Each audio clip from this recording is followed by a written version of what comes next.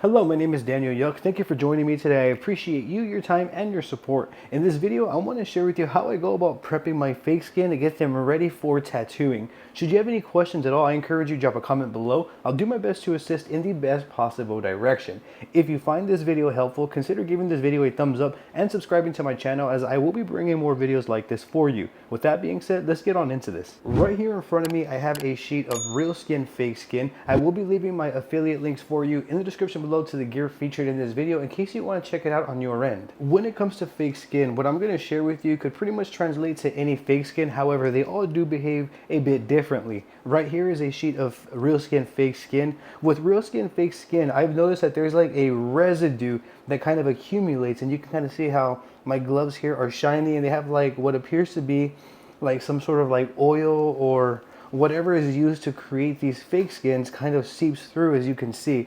So this right here is what we want to pay attention to. Not all fake skins have this sort of residue, but if you do come across it, this is a step that we're going to need to take. We have a couple of options. We can use soap and water and simply wash it down. That's one way. Or we can use alcohol pads like this and then just simply wipe it down. Both methods are just as effective. I don't really feel like one is better than the other. So what you're going to want to do is you're going to want to clean the entire surface, so that way we get that residue off and then we get a nice clean dried surface with no oily residue. Even if our fake skin doesn't have an oily residue, you're still going to want to go through this part of the process. You still want to get your fake skin nice and clean, so that way you remove any dust or anything that could remain and interfere with the placing of the stencil. This right here is step one. Just to confirm, step one is to simply wash your fake skin down with either soap and water, or you can use alcohol and clean the surface of it until you get a smooth, clean surface that has like friction. You can see it has friction when I start pulling it. That's good. It's real grippy. It's real clean. I feel like this is the cleanest spot to apply a tattoo to. The next step is determine the side of the fake skin that we're going to be placing the stencil on. Some fake skins are dual-sided while others aren't. You can choose to use either side that you like. I really don't feel like there's a right or wrong. However, for me, I do have a preference. So you can see this side of the real skin is more of like a dull side, and it doesn't have shine to it, where the backing of it, as you can see, it has a sort of shine to it, and it feels more of like a latex silicone feel. This one right here just feels more smooth. It doesn't feel as grippy as this. However, the entire material is obviously grippy, but I hope that that point gets across. To sum it down, this side is a nice dull side, while this one is a, shiny, more glare prone side here. So when I'm tattooing skin, this side wouldn't really mimic human skin as good as this one. So I'm going to go with what mimics human skin. That's going to be this side right here. These are the little details that we should be paying attention to get the absolute best results that we can get when placing down our tattoo stencils on fake skin. Once again, the same rule of thumb would apply to pretty much any fake skin. Any fake skin that I've ever used, I still approach it this exact same way. After I've cleaned my fake skin and after I've determined the side that I'm going to be placing on, this step right here is very crucial.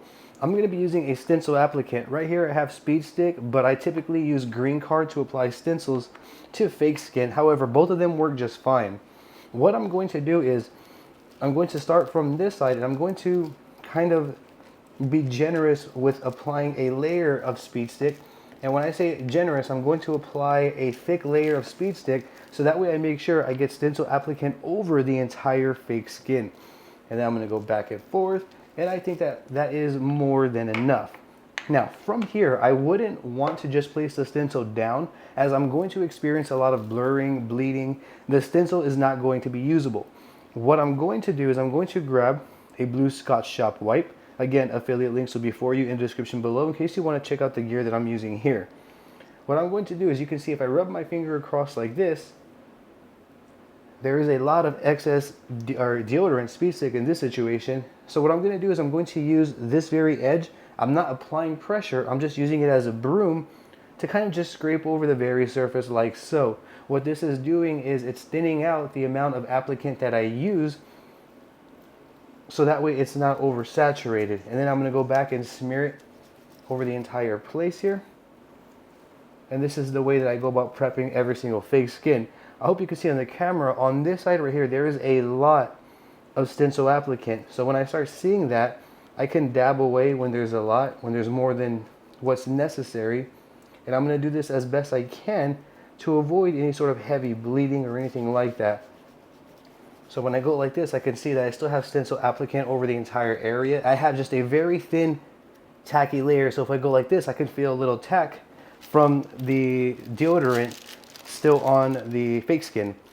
From here, I'm going to get my stencil, and then I'm going to place it down as best I can here.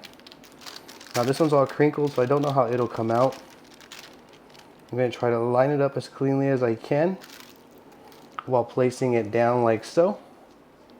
Just pressing down in areas, not too much. I don't want to go like this and move it around. You can kind of see we have some smearing going on, so that tells me we may have used too much stencil applicant. That's an exact side effect from using too much applicant. I'm hoping that it's not blurring the way that it's showing here. I'm going to go ahead and remove, and you can see that that was a complete fail. Now in this area right here, we had way too much stencil applicant. Now if this happens to you, which is very likely, this is going to happen to almost every single beginner. When this happens, first and foremost, let's acknowledge what happened here. On this side, as you can see, we got a little bit more cleaner on this side. That was a pretty good amount to have, but over here, we just had way too much applicant. What that means is whenever you get blurring and distortion like this, all it means is that we put way too much applicant in those areas. It didn't need that much, so therefore we experienced blurring, bleeding. This right here is an exact side effect. To remove it, it's actually really simple. You just want to pour some alcohol or some water on there while it's still fresh, and it'll come right off. That's the easiest way to remove it. So from here, I'm just going to pour a little bit of water, and you can see how the stencil begins to remove itself. And then I'm just going to go ahead and wipe away like so. Since it's fresh, it shouldn't stick. You can see it comes right off. So we can kind of repeat this as many times as it takes until we get it right. And that was just simple water that removed it.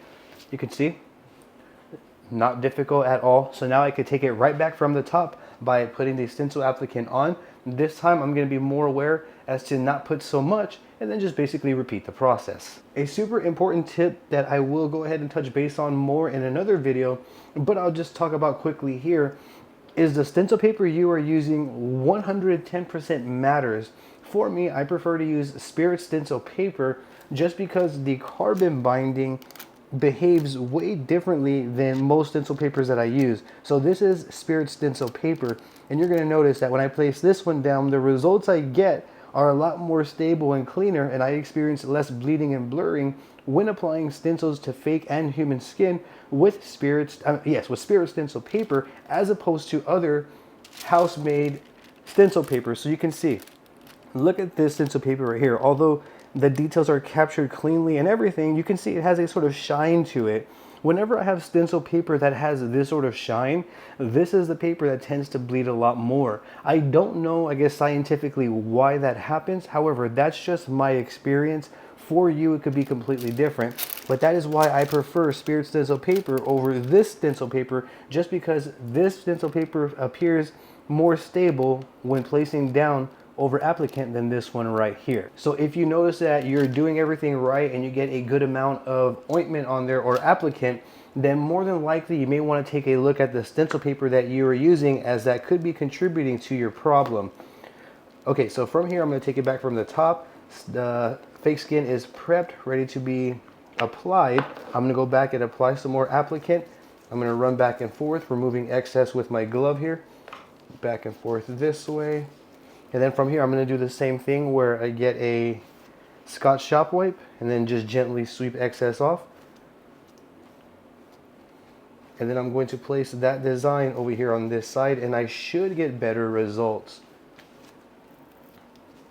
Prepping tattoo fake skin is a pretty straightforward, simple process. I don't really feel like it's something that we should overcomplicate. So that appears to be about right. From here, I'm going to place this down like so. And I'm going to get my Scotch shop wipe, place it down. When I place it down, I don't press it and then, you know, move it around. I simply just press down on the entire area like so, ensuring the best bind and transfer that I can get. You want to avoid smearing at all costs.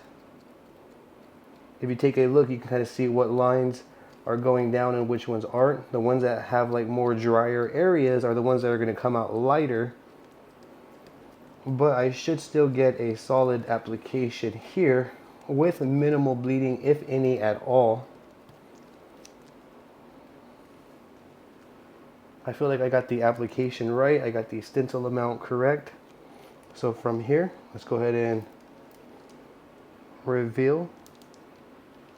And there you go. You can see that the stencil paper 110% matters when it comes to applying clean tattoos and prepping our fake skin, just as much as the fake skin matters. So good fake skin combined with good quality materials will help you yield a much smoother tattooing workflow. From here, we have a couple of choices. We can wait for this to air dry, which typically requires anywhere from 4 to 24 hours for it to dry. But I've noticed if you let it air dry, you're gonna see line fluctuations.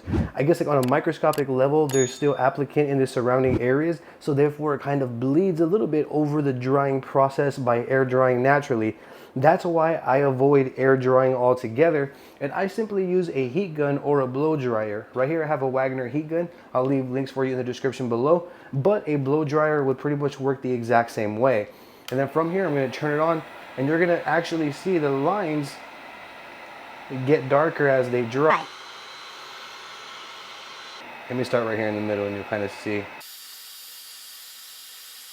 So you can see how it's darkening up, but I'm not getting any sort of blurring or bleeding because of the dry time and how fast it's drying here with the heat gun.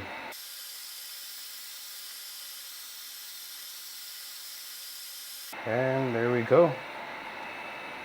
We are now ready to tattoo this. This is now ready to be tattooed.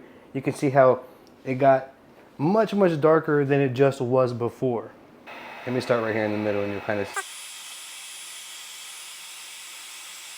So you can see how it's darkening up, but I'm not getting any sort of blurring or bleeding because of the dry time and how fast it's drying here with the heat gun.